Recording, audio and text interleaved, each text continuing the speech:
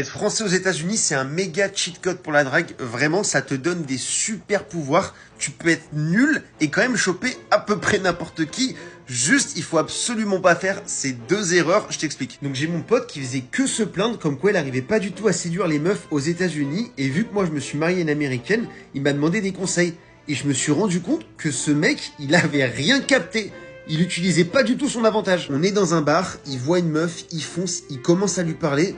Mais avec un accent américain, la meuf, elle tilte même pas qu'il est français. Dans ma tête, j'étais fou. Il a de l'or entre les mains, et le mec, quand il parle, on dirait il est né au Texas. La première erreur à ne surtout pas faire, c'est de pas utiliser son accent français. C'est l'arme ultime. Je veux dire, si demain, je perds mon accent, ma meuf, elle me quitte, je pense. Bref, il comprend son erreur, il enchaîne avec une deuxième meuf, avec cette fois-ci un accent français, et là, bingo, la meuf, première chose qu'elle lui dit, c'est « Oh my god, are you from Paris ?» Et là, le mec, il répond quoi? No, I'm from Poitiers. Les Américains, ils te demandent jamais si t'es français. Ils te demandent tout le temps si t'es de Paris. C'est pas pour rien. Même si t'habites pas à Paris, la règle numéro 1, c'est de toujours dire que tu viens de Paris. Et du coup, sans surprise, la meuf, elle s'est cassée. Voilà, mon pote, cette fraude-là, c'est l'exemple de ce qu'il ne faut pas faire, ok?